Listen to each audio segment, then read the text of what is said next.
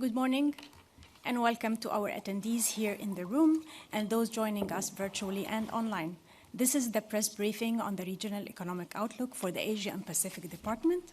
I am Randal Nagar of the IMF's Communications Department. With me today are two speakers. Next to me is Krishna Srinivasan, Director of the Asia and Pacific Department, and next to Krishna is Thomas Hilbling, Deputy Director of the Asia and Pacific Department. To kickstart our briefing today, Krishna is going to give some opening remarks, then we're going to take your questions. Thank you, Krishna. Good morning to participants here in Washington, and a very good evening to participants who are online in Asia. Welcome to our press briefing for Asia and the Pacific. Allow me to make a few opening remarks. Economic activity in the Asia-Pacific is holding up better than expected in April, despite the region bearing the brunt of US tariffs and policy uncertainty remaining high. We project the region to grow by 4.5% in 2025 and moderate to 4.1% in 2026. Inflation is expected to remain muted in most countries. The region is once again set to contribute the lion's share of global growth, about 60% both this year and in 2026. What explains this resilience? I would identify three key factors: strong exports, a tech boom, and accommodative monetary policy, accommodative macro policies reinforced by favorable financial conditions. Let me elaborate on each of these a bit. Exports were supported by firms front-loading shipments ahead of the tariff hikes, and tariffs themselves, while still higher than the beginning of the year, are lower than what we expected back in April. Export strength was also driven by a surge in intra-regional trade, while the AI-driven tech boom also lifted high-tech exports, especially from Korea and Japan. Buoyant activity has been supported by an easing of either monetary or fiscal policy, or in some cases both, across many countries in the region. Booming equity markets, lower long-term borrowing costs, and a weak dollar have also helped. How have individual countries performed? The Chinese economy has remained resilient despite the increased tariffs, with robust growth in the first half of 2025 driven by fiscal expansion and strong exports. But growth is likely to moderate going forward from 4.8% this year to 4.2% next year, and uncertainty remains high. Deflationary pressures persist in China. For Japan, we have revised this year's growth forecast to 1.1%, owing to a strong uptick in domestic demand. But growth is projected to slow to 0.6% in 2026, closer to its potential. Inflation is projected to moderate, converging to the BOJ's 2% target in 2027, helped by a decline in commodity prices. The Indian economy is projected to grow at a healthy pace of 6.6% this year, once again at the fastest clip among major emerging economies. Welcome goods and services tax reforms help offset the adverse impact of the tariffs. Growth is projected to moderate to 6.2% next year, owing to higher tariffs. Korea's growth will increase from 0.9% this year to 1.8% next year. Accommodative macroeconomic policies and easing domestic political uncertainty support the recovery. The ASEAN economies will expand by 4.3% for 2 straight years, supported by strong export strength and in some countries by policy support. But resilience is not the whole story. Asia has grown more slowly this decade than in the last. Aging populations, weaker productivity, economic scars from the pandemic, and rising youth unemployment, alongside dissatisfaction, the lack of jobs and opportunities, are weighing on sentiment and economic prospects. And risks to the current outlook are to the downside. As most recent developments indicate, the dust on tariffs has not yet settled. They could still increase. Similarly, risk premia and interest rates could rise again, especially if trade policy uncertainty or geopolitical tensions intensify. And a tightening of financial conditions could further increase debt-related vulnerabilities and stifle growth. In the face of these risks, what should be the focus of policies? Where inflation is expected to decrease below target, countries can lower interest rates. They can also deploy temporary, well-targeted fiscal measures to support vulnerable people and viable firms and sectors hard hit by higher tariffs. upgrading medium-term fiscal frameworks will be essential to prepare for future shocks and manage large long-term spending pressures. Countries also need to make growth more inclusive and resilient by rebalancing toward domestic demand, especially consumption, through stronger social safety nets and, where needed, balance sheet repair. Concerted efforts to pursue reforms to boost trade and investment will help fuel durable growth for years to come. Our analysis in the forthcoming Rio, to be launched in Hong Kong next week, shows that deeper regional integration could yield sizable gains. Countries can cut non-tariff barriers, broaden and modernize trade agreements to cover services and digital trade, and ease FDI restrictions. We also show in our Rio that countries in Asia need to boost capital efficiency, making sure every dollar invested has strong return, and this can be done with deeper bond and equity markets, broader market-based finance, and stronger insolvency and debt workout frameworks, so capital flows to the most productive firms. And a much-needed cleanup or streamlining of regulations in countries across the region can help unleash the full potential of the private sector. Asia's story in 2025 is one of resilience. The task ahead is renewal, policies that anchor stability today while unlocking stronger, more durable growth tomorrow. Thank you. With that, I look forward to your questions. Thank you, Krishna. Please raise your hand and identify yourself and organization. The lady, please.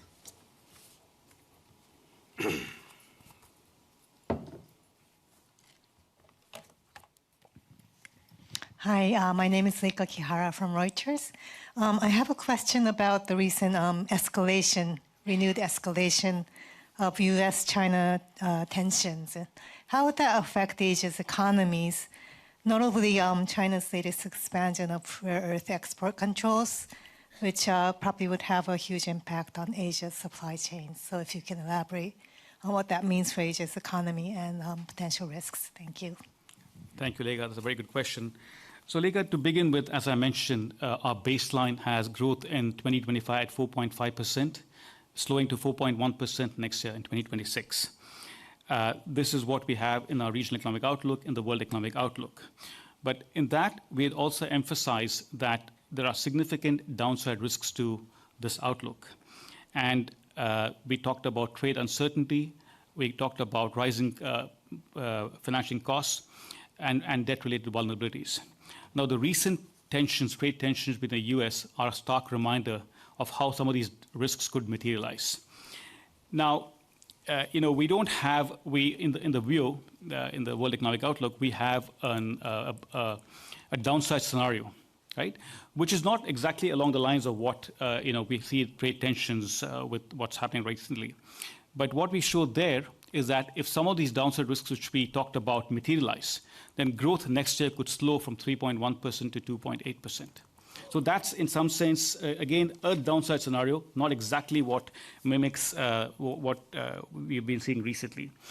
So, the point here we're making is that the outlook is, for now, is resilient for Asia, but there are significant downside risks. And what we've shown in the past is when risks to the world materialize, Asia will lose a lot more. This is a region which is highly integrated in global supply chains.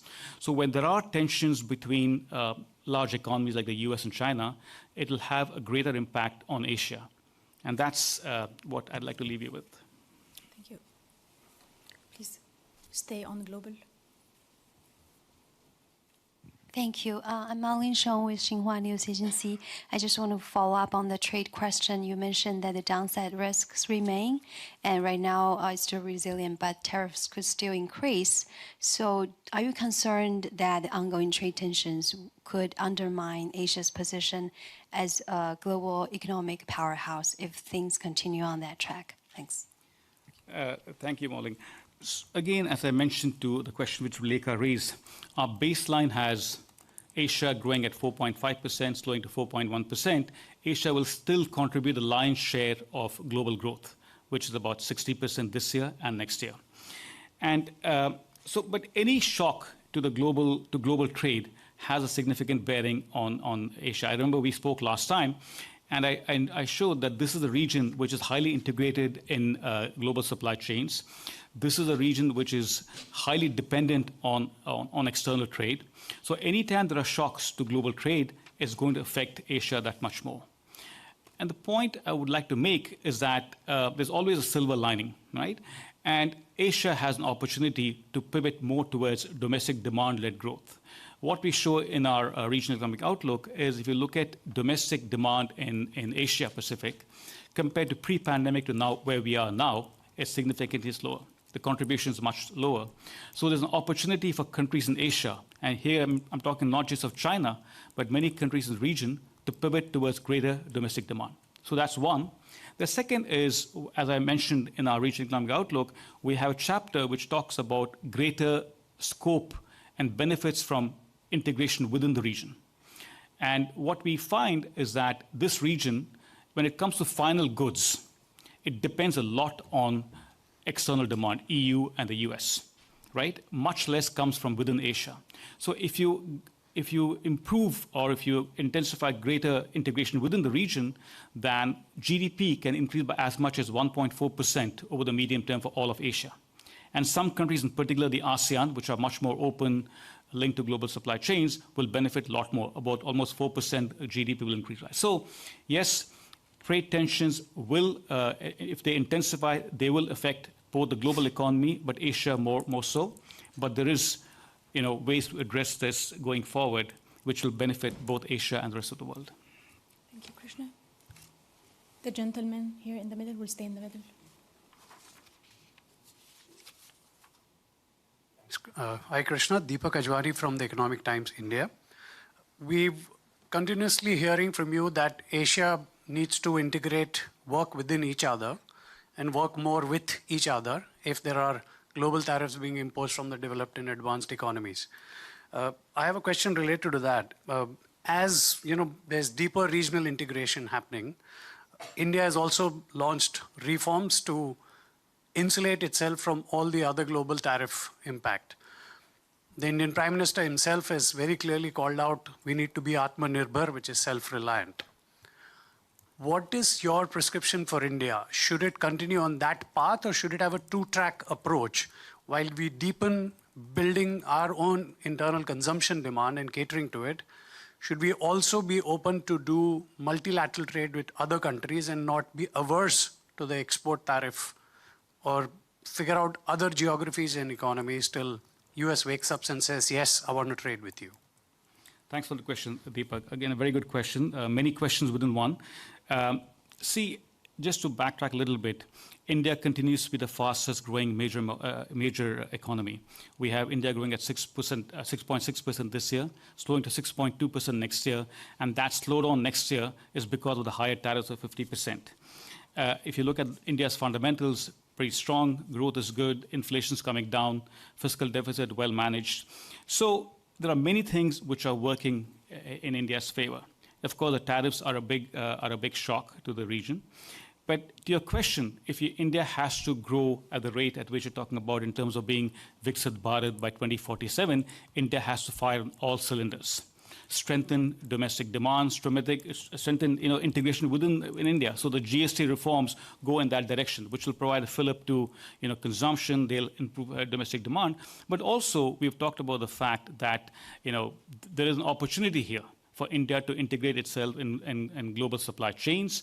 And for that, there are many things India needs to do. One thing is trade liberalization. Whether we've talked about this even in the past before the tariffs hit India. If you want to really scale up and compete with China and so on, you need to liberalize your trade.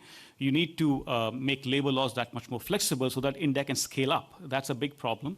It needs to do a lot in terms of improving the business environment.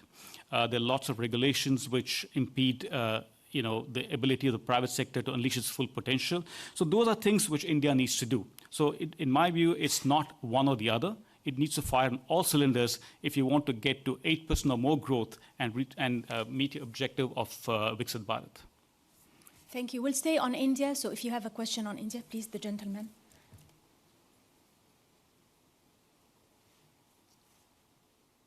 Yeah, good morning, Krishna. This is Vishnu from South Asian Herald. And you'd mentioned that India's 6.6% growth this year, and the reforms could offset adverse impact of higher tariffs. While acknowledging India's 50% tariff is the highest globally, the RBI governor yesterday emphasized that India's growth remains largely domestic-driven, and that tariffs are not a major concern. So in this context, do you assess India's overall growth? How do you assess India's overall growth moving forward? In addition to private sector investment, what are the steps India can take? Thank you. So again, in many ways, the questions, the answer would be very similar to what I told Deepak just now. Thanks for the question, Vishnu. So in terms of the growth, 6.6% this year, we've had some headwinds and some tailwinds. The headwinds, of course, were on tariffs, but on the tailwinds, you had the first quarter came out at 7.8%, much better than most people expected, so that's a tailwind. And also the GST reforms provide some fillip to consumption. So those are, you have offsetting forces there, which get you to 6.6%, which is above what we had before by about 0.2 percentage points. For next year, we have 6.2%, and that's predicated on tariffs staying at 50%, the way we do our forecast is based on announced policies. So if India reaches a trade agreement with the US when tariffs are lower, there's an upside potential to growth next year. The more important point is I think tariffs do matter. There are many sectors in India which are affected by these tariffs, whether it's garments, leather, gems and jewelry, and so on. So, it is going to be, and these are sectors which are labor intensive. So to the extent that they hurt, they're going to affect employment opportunities in this region. Going beyond that, I think, as I said, you have to fire on all cylinders, both address external demand and domestic demand, try to integrate more into global supply chains. India has signed free trade agreements with the UK. It's pursuing agreements with the EU and Australia and so on. Those are all the right things to do, because you also want to diversify your export markets so that any shock in one particular country, you have other ways to diversify that. But beyond that, there are these structural reforms, deep structural reforms, which are needed for India to grow at the rates at which they aspire to grow, 8%. So those structural reforms are fundamental. So the macro policy framework is good for now, but these deeper reforms are needed to reach the aspirations. Thank you. I know that we wanted to go online, if I may, because Karishma had a question on India. Karishma, are you there? Here she is. I am. Thank you, Randa. It's nice to see you. Hi, Krishna. While my colleagues have really covered most of it, I just want to get Krishna's 2 cents on the fact that a lot has been happening with the energy talks, and looks like India may diversify now to the US. Does that bring us closer to a higher growth rate, if possible? And can we afford to go on or move away from cheaper discounted crude that we usually get from Russia? So, see, I'm not going to talk about the ongoing trade negotiations. That's something between India and the US. The point I would like to make is that diversification of your export markets is always good, and so that you insulate yourself, diversify from the shocks. So the rest of the question, I think I've already answered what Vishnu and Deepak asked. Thank you. We'll go to the left of the room here, please, the gentleman. Thank you very much. My question is, I'm working for, my name is Shu Takaoka, working for GG Press, Japanese news agency. And my question is on Japan. You have expected that the Japanese growth rate this year revised up by 0.4, but next year, Japanese growth rate might be slower than this year. And why wouldn't Japan maintain the favorable momentum into 2026? And under such sluggish conditions, could BOJ conduct gradual tightening monetary policy to neutral rate as you expected? Thank you. Thank you for that question. So as you may have seen our forecast for Japan, you had a growth rate of 0.1% last year owing to significant disruptions both on the domestic side and the external side. For next year, we have growth at 1.1%. And that largely reflects the fact that there was a strong first half, a big improvement in domestic demand. And going forward, we have growth slowing to 0.6% next year, which is the potential growth for Japan. So in that sense, it's heading back to its potential growth. In terms of the BOJs, we've talked about the fact that this is all, BOJ stance is data dependent, and they could, depending on how inflation reaches target, they can accommodate monetary policy accordingly. They can tailor monetary policy accordingly. Thank you, Krishna. We'll go back here in the middle, the lady in the front. No, in green. Thank you. Thank you. This is Tao Xu with the China Central Television. So my question is about China. So we can see the IMF kept the China's economic outlook unchanged. So how do you see the China's fiscal policy, and what has China done right, and what should it keeping doing? And also, what role can China play in supporting global growth? Thank you. Thank you for the question. I'll answer a bit, and then maybe my colleague Thomas will chip in. So for China, we have growth at 4.8% this year and slowing to 4.2% next year. There's been a strong uptick in exports in China. They've also provided a lot of fiscal support to the economy. So going forward, the question is for China, the important issues of rebalancing the economy from a model where they've relied a lot on external demand towards a model which relies more on consumption-led growth. And here we've talked about, the policies we've talked about there is, first and foremost, getting the problem in the real estate sector fixed. It's been a lingering concern, and ever since the real estate crisis began, consumer confidence has been plummeting. So you want consumer confidence to revive, and for that it's important to make sure that the housing crisis is fixed in a durable way through comprehensive policies. That will help boost consumption. In addition, we also talk about the fact that China needs to do a lot more on improving social safety nets. Now, China has pursued some reforms in this area. We still think it's incremental. They need to do a lot more. And greater emphasis on the services sector is very important. So I think that's an area where if there's more done, you will see the pivot towards more domestic demand-led growth will happen. And finally, the question, it's not just about providing more fiscal support. One may argue that with debt levels being high, does China have the fiscal space? Our view is that in the near term, they have the fiscal space to provide more support to the economy to boost consumption. But more importantly, China has also been providing a lot of support for industrial policy. Fiscal, it's been estimated at about 4% every year. So there could be the composition of fiscal could shift from focus right now on industrial policy towards more rebalancing that would boost consumption. And that's the policy package we are advocating would help both China and continue its contribution to global growth. China contributes 1/3 to global growth, and a pivot towards greater consumption-led demand, consumption-led growth would continue to doing that. Yeah, Thomas, if you want to add, please. Maybe just to add what Krishna said, China is a very large economy, so addressing the domestic issues will also help the world. So as we have said in the past, addressing domestic imbalances, partly related to the real estate slump, will also help the rest of the world through demand. And the second point is,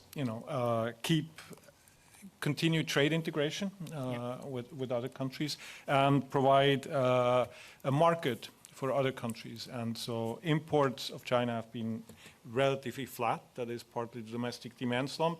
So if the domestic economy picks up, that will also provide demand for other countries. Thank you. Thanks, Thomas. The lady in the middle with the gray jacket.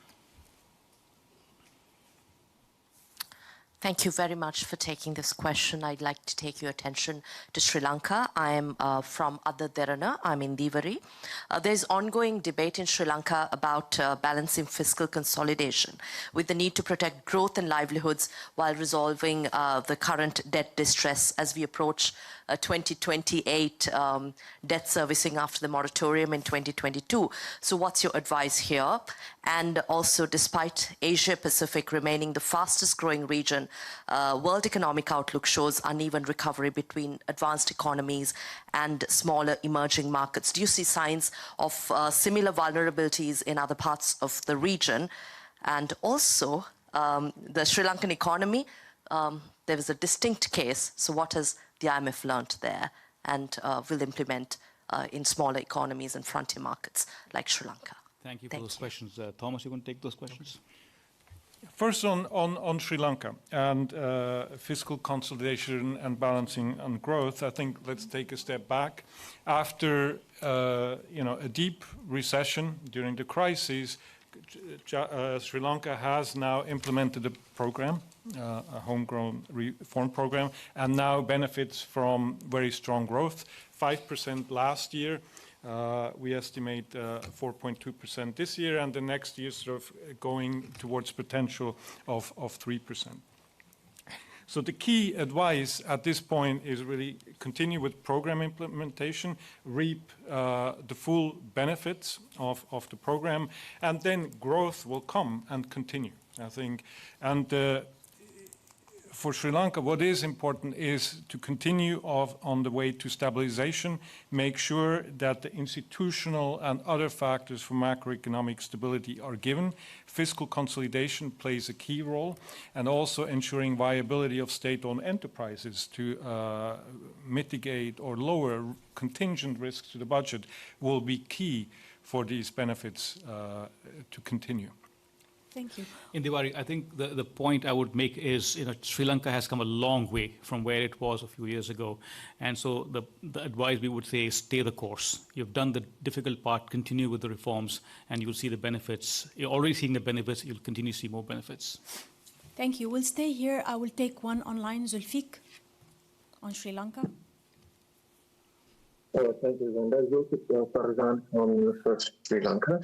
Thank you, Mr. Srinivasan, for your presentation earlier. I have two questions on Sri Lanka.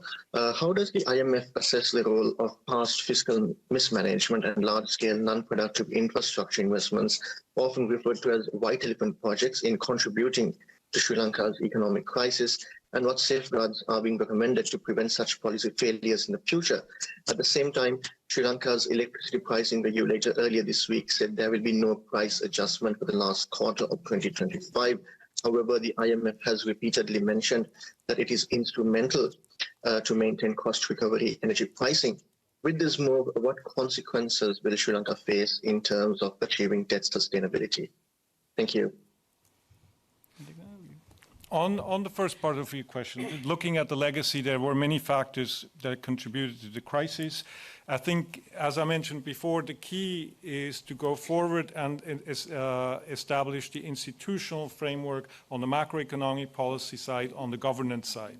So public investment management is a key part of sound fiscal frameworks.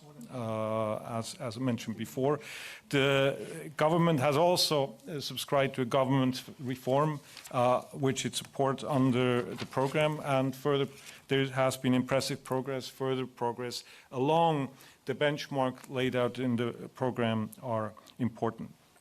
On electricity pricing, let me just say, cost recovery is a continuous structural benchmark under the program.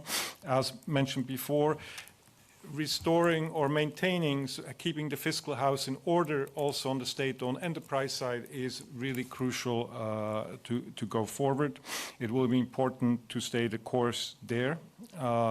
On whether prices are increases are needed or not, that depends on a number of factors. It depends on climate, it depends on international energy prices, and so on and so forth. So that is part of the ongoing program negotiations, and we cannot comment on statements. We just know under the program it's a critical benchmark, and so far the government has wholeheartedly supported the reform, and as Krishna said, we would just re-emphasize, stay the course.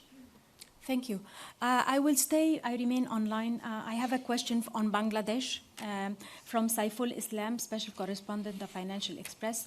The IMF, in its Economic World Outlook for October, lowered Bangladesh's economic growth projections for the fiscal year 25-26 to 4.9% from its earlier projection of 5.4%.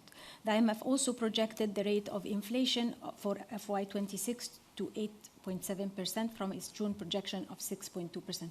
Can you please tell us reasons for downgrading the growth projections and upward revision for inflation?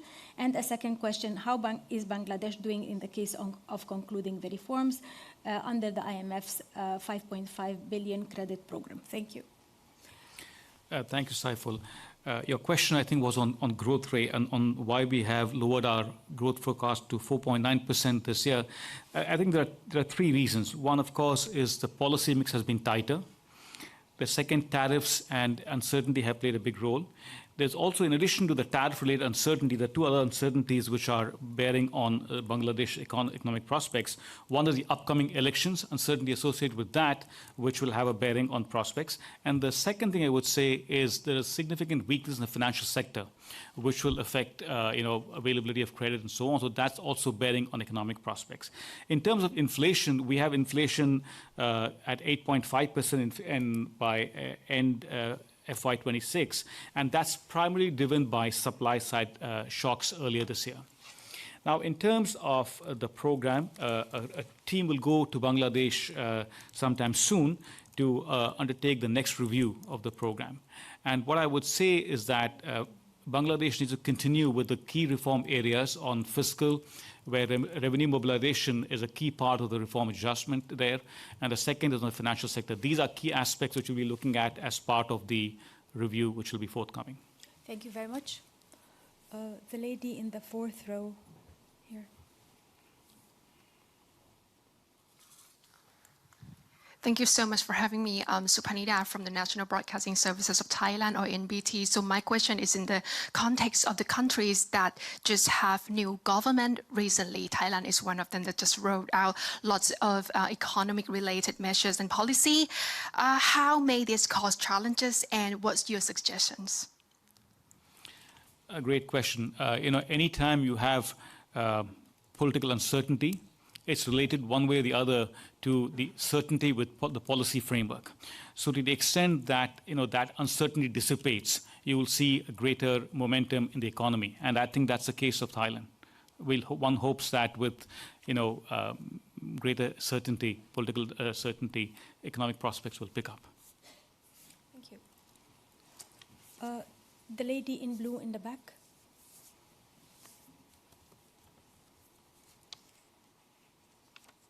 Hello, thank you for taking my question. My name is Sang-eun Lee from the Korea Economic Daily newspaper, and I would like to ask you about the South Korea government debt level, because with Korea's government debt ratio to its GDP, it's around 50%. And do you think it's a level of sound thing, or it could be a risk factor for our country? Thomas. So if you look at Korea debt level, public debt level at around 50%, if you look across the advanced economies, that's a low level of debt. And so Korea has fiscal space in the near term. The Korea team was just concluding the Article 4 in September, had a press release. I think there are two points to make on fiscal. One is, so in the short term, there's fiscal space. Use it prudently. The key point for Korea, though, is to connect the short term to the longer term. In the longer term, Korea will face fiscal pressures from the demographics, rapidly aging population. So it's important to prepare for rising pension and health care costs. The point to make there is to connect long-term and the short-term is to proceed with pension, other reforms to manage the long-term spending pressures, and second, to have medium-term fiscal frameworks. I think with these medium-term challenges, to have a fiscal framework that sets clear anchors for deficit, for debt, helps to manage that and have fiscal policy conduct that keeps the economy, or helps to keep the economy stable along the growth path, and also prepare for future challenges. That has been a long-standing recommendation for many countries, and I think Korea would also benefit from that. I'll stay on Korea and then go back to the room because we have a question from Segway Times, Jung Hyung. The IMF projects Korea's growth to rebound to, I don't see the number, in 2026, but that still falls below the country's estimated potential growth rate. Do you view Korea's slowdown as something that can be resolved through cyclical recovery factors, or does the IMF believe it reflects longer-term need for a structural shift in the growth model? So, which ties to that.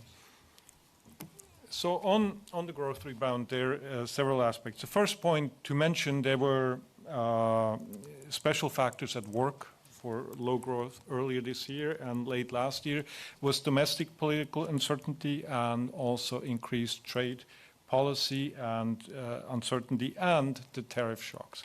So in that sense, it's not surprising that growth was low. We see in the near term, we see a pickup in growth for two reasons. One, lower domestic political uncertainty, which will help consumption, plus more macroeconomic policy support. The government adapted two supplementary budgets that, with a fiscal impulse in the order of just below 1% of GDP, around 0.8 percentage point, will help to boost growth in the second part of the year and then into next year. So 1.8% is close to potential.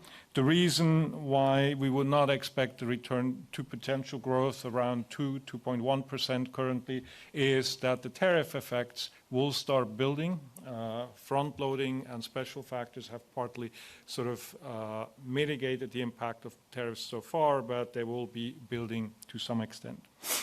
So then to potential growth, so I mentioned our team has estimated it to be slightly above 2%. So to have a material increase in potential growth, and that is possible with structural reforms.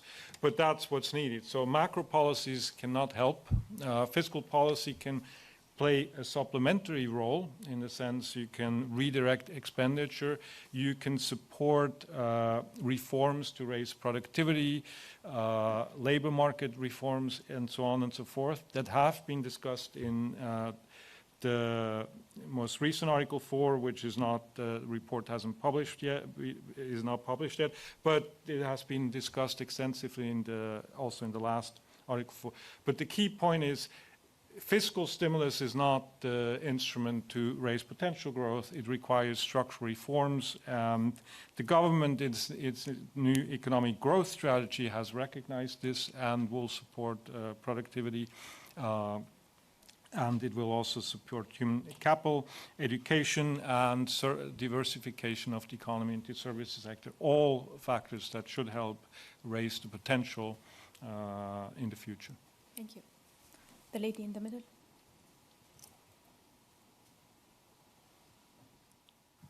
Hi, this is Eugene from Bloomberg News. I have two questions on China. First one is about China's deflation situation. What do you think will be the consequence for China and the world if China's deflation extends into fourth year next year, because the GDP deflator has already been negative since 2023. And the second question is, I wonder if you can talk about your outlook for China's export growth in light of the latest U.S.-China tensions, escalation, and the rare earth curbs. Thank you. Your first question was on what? Your first question was on deflation. Yeah. So in the baseline, we don't have deflation. but our policy recommendations are aimed at making sure that China can reflate its economy. So this is the emphasis on providing support to the economy, both in terms of addressing the crisis in the real estate sector and to boost consumption. You do that, you're going to get domestic demand up, and that should help, reflate the economy. So that's a recommendation we are talking about here. And your second question on exports, China continues to do well in terms of export growth. The point which Thomas also made is that, you want to have greater integration within the region. And so when China opens up or can China bolsters its domestic demand, you will see more imports into China from the rest of the region. So that's the channel which we want to talk about in terms of integration within the region. But China's overall export performance is doing well. But the point I made before, in terms of pivoting away from that model to a more consumption-led growth model, is important for China, both for itself and for the world. Otherwise, we see China slowing at 3.5% over the medium term. So they need to really pivot from that model. Thank you. Deepak.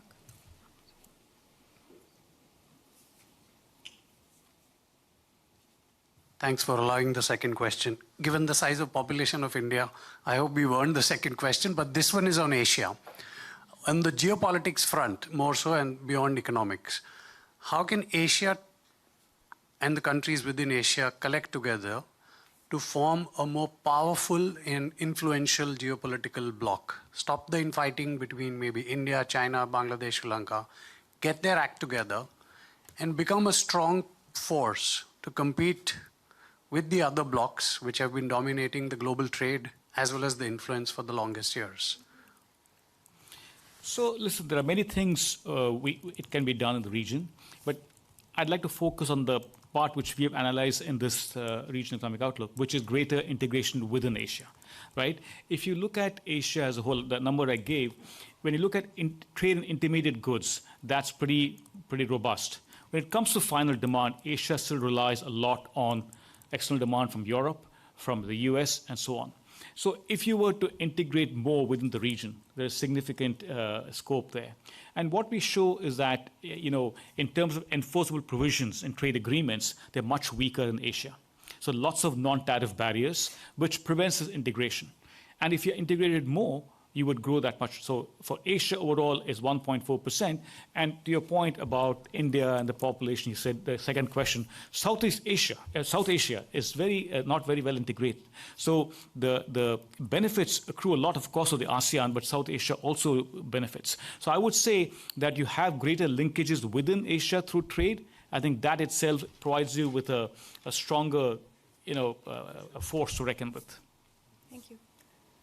And of course, financial integration is something which we also talked in this thing, where lots of things happening in how the ASEAN countries are using QR codes to have financial integration within ASEAN, and they've expanded to the other countries in Asia.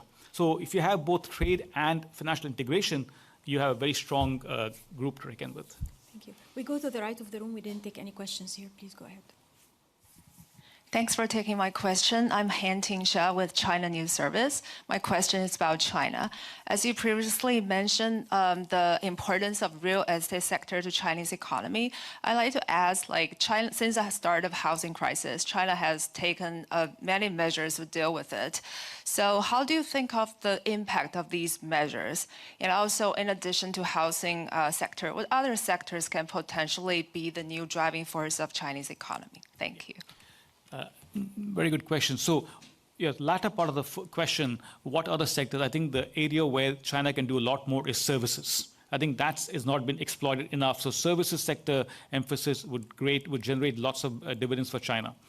On the real estate sector, this has been a crisis which has been lingering for almost 5 years now, or maybe more. And you're absolutely right. China, the policymakers have adopted a number of reforms, number of policies to support.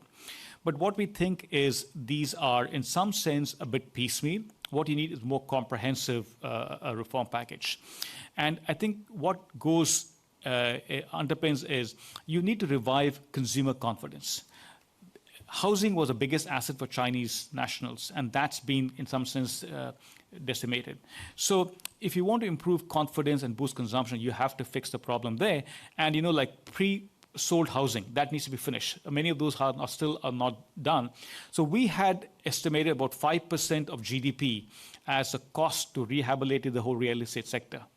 And we had said that that could be done over 3 years, but you could fast forward that and fix the problem once and for all. Resolve the developers, make sure that the unviable developers exit, so that you restore the real estate sector to a more sustainable footing. And we've been talking about this for some time, but all the measures that have been taken so far are in the right direction, but not comprehensive enough and a bit piecemeal. Maybe you want to add a bit more on that, or that's up to you. No, Krishna just mentioned, I think one point we have made is, the real estate sector was too large, I think, relative fundamentals, so it is in part a transition to a new equilibrium. And what Krishna mentioned is in the primary area of primary sales or newly built housing, resolving the finished goods. And we have made 2 points. On the one hand, I think it's to make sure that non-viable developers exit, that unfinished housing is being resolved, and that will require some government support, either for compensation if this cannot be resolved through the orderly bankruptcy process, or to ensure that funding for the finalization of unfinished housing is there. Without that, we don't think confidence will come back, and just lifting restrictions on the demand side will not do the trick alone. Thank you very much. With that, we come to the end of our press briefing. Thanks to our speakers, Krishna and Thomas, and thank you also to those attending in person and those following us online. The opening remarks and the blog will be available on imf.org. We also look forward to seeing those of you in the region in the press conference for the release of the Asia and Pacific Regional Economic Outlook that will take place in Hong Kong on October 24th at 10 a.m. Hong Kong time. More details to follow. We would like to remind you that of the other regional press briefings that are going to be taking place in this room.